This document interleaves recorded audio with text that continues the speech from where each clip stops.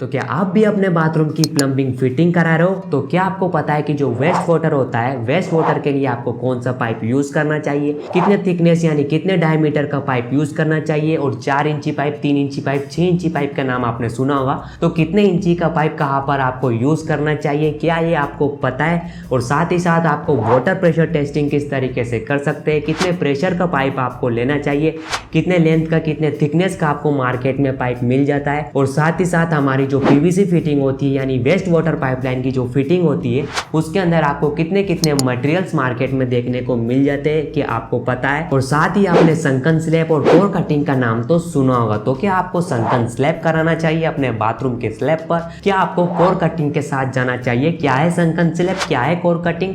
Tension मत लीजिए, आज की इस वीडियो में आपको ये सब कुछ पता चलने वाला है। नमस्कार दोस्तों, मैं हूं अभिषेक सिंह डांगी। स्वागत है आप सभी का मेरे यूट्यूब चैनल अव्याना इंटीरियर्स पर। तो दोस्तों, जैसा कि मैंने पिछली वीडियो में आपको बताया था सीपीवीसी पाइप्स के बारे में, यानी जो फ्रेश वाटर पाइपलाइन होती है उसमें सीपीवीसी पाइप यूज करे जाते हैं, ये वाले पाइप्स, ठीक है। और इस वाले पाइप्स की डायमीटर, थिकनेस और प्रेशर कितना लेना है, कितना क्या करना है, सारी टिप्स एंड ट्रिक्स मैंने पार्ट 1 में दे दी। अगर आपने वो वीडियो नहीं देखा है तो लिंक डिस्क्रिप्शन में जाकर देख लीजिए। और आज की इस वीडियो में हम पीवीसी पाइपलाइन, पीवीसी पाइप और वेस्ट वाटर पाइपलाइन के बारे में बात करने वाले।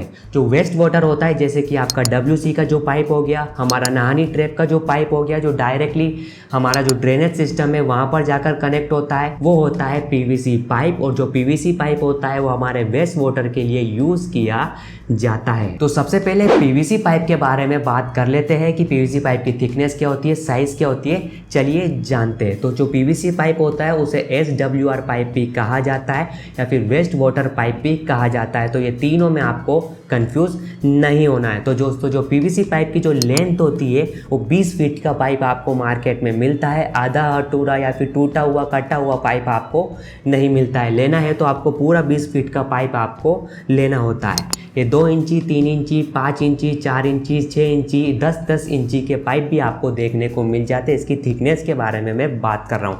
कितने डायमीटर का पाइप आपको कहाँ पर यूज़ करना चाहिए, ये वीडियो में मैं आगे बताने वाला हूँ। तो वीडियो में एंड तक ज़रूर बने रहिएगा। अगर आप अपने बाथरूम की प्लम्बिंग डलवा रहे हो तो बहुत ही अच्छी टिप्स एंड ट्रिक्स आपको देने वाला हूँ। अब पीवीसी पाइपलाइन की अदर फिटिंग्स के बारे में बात करते हैं। अदर मटेरियल जो यूज़ होते हैं उसके बारे में भी हम बात कर लेते हैं, जो आपको पता होना जरूरी है। जनरली आपके प्लम्बर को ये सब पता होता है, तो आपको वो प्लम्बर आपको चेकलिस्ट लेना है, वो आपको खरीद कर ला देना है और वहाँ पर टेंशन नहीं लेना है। कोई सा भी मटेरियल अगर आपके घर में बच जाता है तो वो इजीली रिप्लेस हो जाएगा वापस से दुकान में।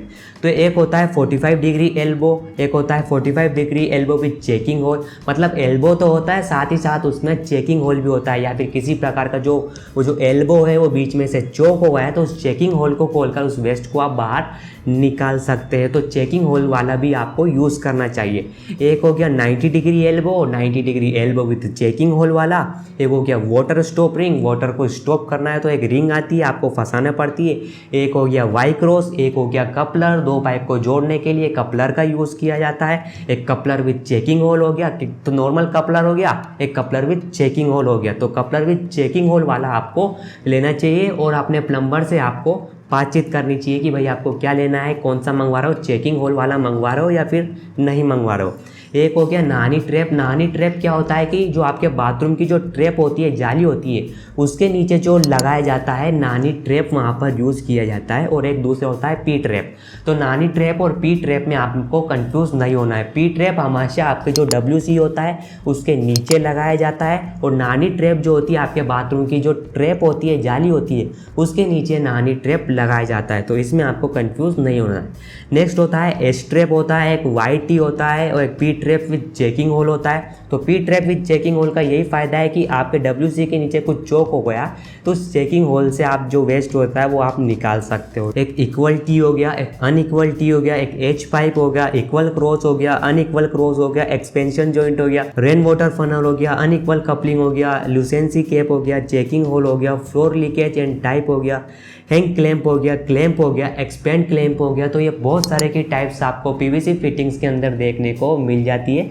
आपको इन सभी के बारे में नहीं जानना है, ऊपर ऊपर से जानना है। जनरली इतनी टाइप की आपको पीवीसी फिटिंग्स मिल जाती है। तो आपके प्लम्बर को सब पता होता है, वो लिख कर दे देगा, आपको ला देना है, ठीक है। तो इसमें आपको जानने की कोई ज़रूरत नहीं है। मैंने आपको इसलिए बताया कि इतनी तरीके की फिटिंग्स आपको पीवीसी के अंदर देखने को मिल जाती है, और अगर आप प्लम्बर हो, ये वीडियो देख रहे हो तो आपके लिए भी ये वीडियो हेल्पफुल रहे, इसीलिए मैंने ये सेक्शन आपके लिए कवर करा है। अब दो नाम आपने ज़रूर सुनोगे, एक तो संकन स्लैब हो गया, एक कोर कटिंग हो गया। तो संकन स्लैब क्या होता है? संकन स्लैब हम जनरली हमारे जो घरों में रेजिडेंशियल में संकन स्लैब का ही यूज़ करते हैं। जैसे कि जब भी हमारा लेंटर कास्ट होता है तो हम वहाँ पर एक पाइप को फिट कर देते हैं या फिर एक छेद करवा लेते हैं। उसके बाद हमारा जो भी बाथरूम है तो बाथरूम के अंदर जो पीवीसी पाइप है वो सब बिछा देते हैं और एक स्लैब डाल देते हैं उसके ऊपर। यानी जो संकन स्लैब होता है हम उसके अंदर हमारे जो पीवीसी पाइप होते हैं उसे फिट करा जाता है। तो जनरली हमारे रेजिडेंशियल या फिर घरों में हम संकन स्लैब का ही यूज़ करते हैं। लेकिन जो कोर कटिंग होता है, कोर कटिंग क्या होता है? कोर कटिंग भी कुछ नहीं होता है। जब भी हमारा लेंटर डल रहा होता है तो हमें क्या करते हैं, उस लेंटर में एक छेद करवा लेते हैं। लेकिन मैं आपको एक टिप दे देता हूँ कि उस छेद आपको लेंटर में नहीं कराना है। जब भी आपका छत कास्ट हो रहा होता है तो आपको 4 इंची, 5 इंची, 6 इंची जो भी पाइप आपको यूज़ करना है वो पाइप आपको लेंटर डलते समय आपको डाल देना है, ताकि बाद में आपको ग्लाइंडर से या फिर ड्रिल मशीन से आपको छेद ना करना पड़े। तो इसीलिए एक टिप थी, कैसी लगी मुझे नीचे कमेंट सेक्शन में लिखकर ज़रूर बताइएगा। चलिए चलते हैं हमारे टॉपिक पे, यानी कोर कटिंग क्या होता है। कोर कटिंग मीन्स आपका जो अगर फॉल सीलिंग हो गई तो फॉल सीलिंग के नीचे ही आपकी जो प्लम्बिंग या फिर पीवीसी लाइन है उसे बिछा दी जाती है। जनरली ये बड़े बड़े बिल्डिंग्स में जो बड़े बड़े अपार्टमेंट्स होते हैं तो हमें पता है कि जो नीचे की अपार्टमेंट्स है वहाँ पर फॉल सीलिंग तो हो गई है, तो नीचे के अपार्टमेंट की फॉल सीलिंग के अंदर ये जो पीवीसी पाइपलाइन की जो फिटिंग है वो बिछा दी जाती है।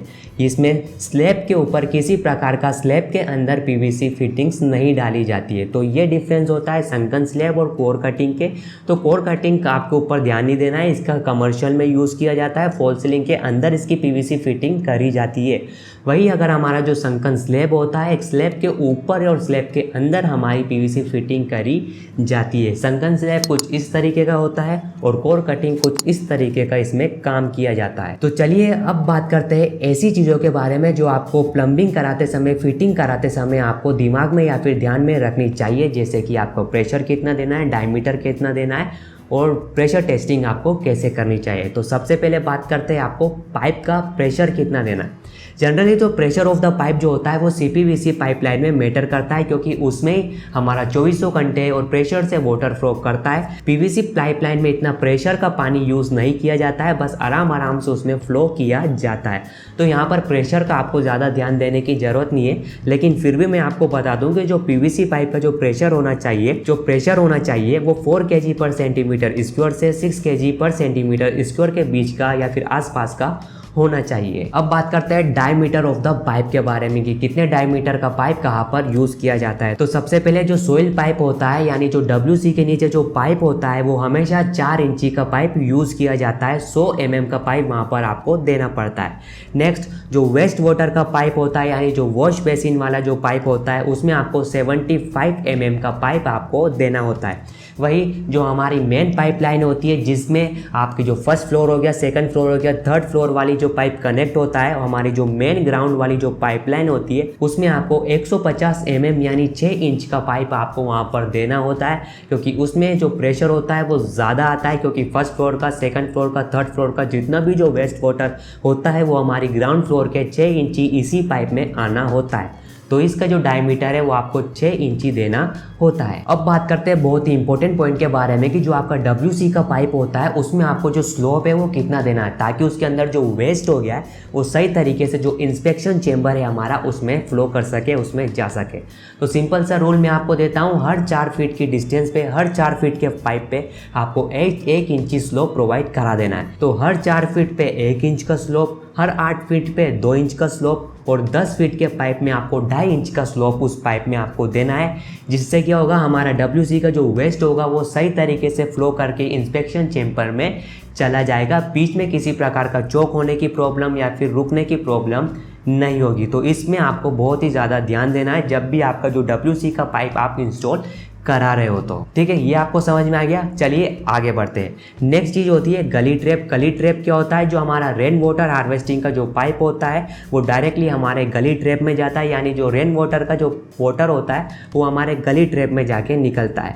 नेक्स्ट इंस्पेक्शन चेम्बर हो गया, जो हमारा जो WC का जो वेस्ट होता है वो इंस्पेक्शन चेम्बर में जाता है। और इंस्पेक्शन चेम्बर के अंदर अलग अलग लेवल होते हैं, जैसे कि एक लेवल में सबसे पहले वेस्ट गया, फिर एक होल होता है उसमें दूसरे लेवल में जाता है, फिर तीसरे लेवल में जाता है, तो वो थोड़ा डिपॉजिट होने लग जाता है, जो बाहर निकलना चाहिए वो बाहर निकल जाता है। ठीक है, इसमें आपको ज़्यादा घुसने की ज़रूरत नहीं है। तीसरा होता है मेन होल। हमारे घर के बाहर जो मेन चेम्बर होता है जिसमें हमारा सारा जो वेस्ट वाटर है वो जाकर डिपॉजिट होता है, जो रोड पर होता है वो होता है मेन होल। इसके बारे में बस आपको जानना चाहिए। तो अब आपको अपनी जो वेस्ट वाटर पाइपलाइन है, यानी जो PVC या फिर SWR पाइप की पाइपलाइन है वो किस तरीके से करानी है, कौन कौन सी चीज़ें उसमें ध्यान रखनी है, वो सब आपको पता चल गई है। अब चलिए बात करते हैं कॉस्टिंग के बारे में कि आपको अपनी प्लम्बिंग कराने में कितनी कॉस्टिंग लग सकती है। अब ये एग्जैक्ट कॉस्टिंग तो मैं आपको नहीं बता सकता हूँ, क्योंकि जो मटेरियल होता है, लेबर चार्ज होता है, वो आपके लोकेशन के ऊपर डिपेंड करता है।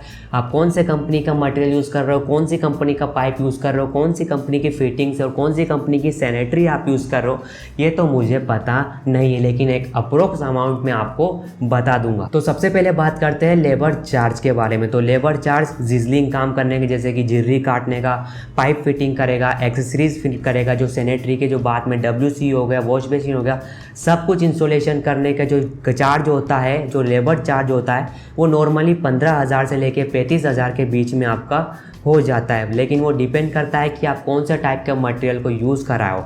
अगर आप वॉल माउंटेड सीट को यूज़ करा रहे हो तो डेफिनेटली उसका जो चार्जेस होगा वो ज़्यादा होगा, क्योंकि वहाँ पर एक्सपीरियंस की ज़रूरत पड़ेगी।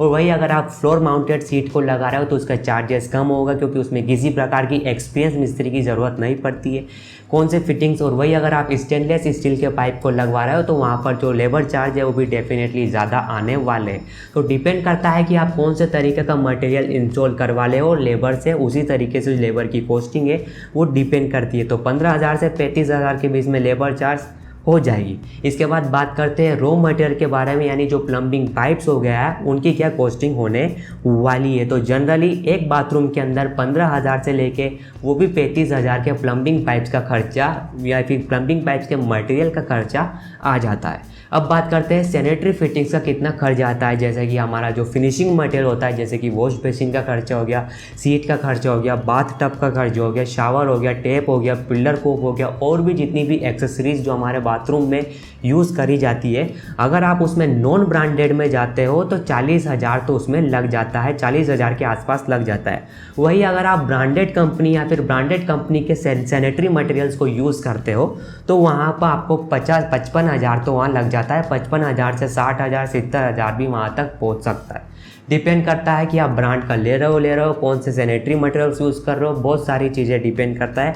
आपका लोकेशन भी डिपेंड करता है कि आप लोकेशन की कौन सी लोकेशन से खरीद रहे हो और कौन से डीलर से आप खरीद रहे हो। तो हमेशा जब भी आप खरीद रहे हो, सैनिटरी फिटिंग्स खरीद रहे हो, प्लम्बिंग फिटिंग्स खरीद रहे हो, हमेशा डिस्काउंट के लिए आपको ज़रूर पूछना है। तो कैसा लगा दोस्तों आपको ये वीडियो? इस वीडियो में हमने PVC और वेस्ट वाटर प्लम्बिंग लाइन के बारे में जितनी भी जो चीज़ें आपके लिए ज़रूरी थी वो सारी चीज़ें मैंने कवर करी है।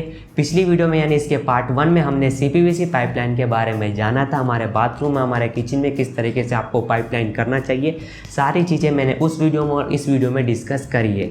कैसा लगा आपका ये वीडियो मुझे नीचे कमेंट सेक्शन में लिखकर ज़रूर बताइएगा। और अगली वीडियो आपको कौन से टॉपिक पर चाहिए, या फिर आप इंटीरियर बना रहे हो और इंटीरियर बनाते समय आपको कौन से दिक्कत पे आपको कंफ्यूज हो रहे हो, वो मुझे नीचे कमेंट सेक्शन में लिखकर बता दिए, मैं उसके ऊपर ज़रूर वीडियो बना दूंगा। मिलता हूँ आपसे अगली वीडियो में, तब तक के लिए खुश रहिएगा, खुशियाँ बांटते रहिएगा, ये चीज़ करना ज़रूर मत भूलिएगा। खुश रहिएगा, खुशियाँ बांटते रहिएगा। जय हिंद, जय भारत, वंदे मातरम, जय श्री राम।